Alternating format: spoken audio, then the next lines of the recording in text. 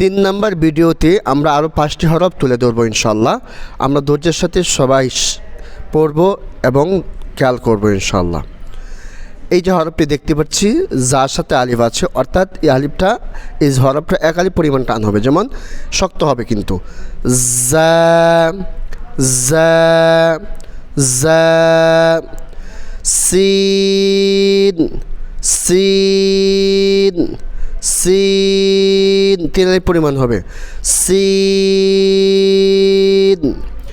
শিন শক্ত হবে। শিন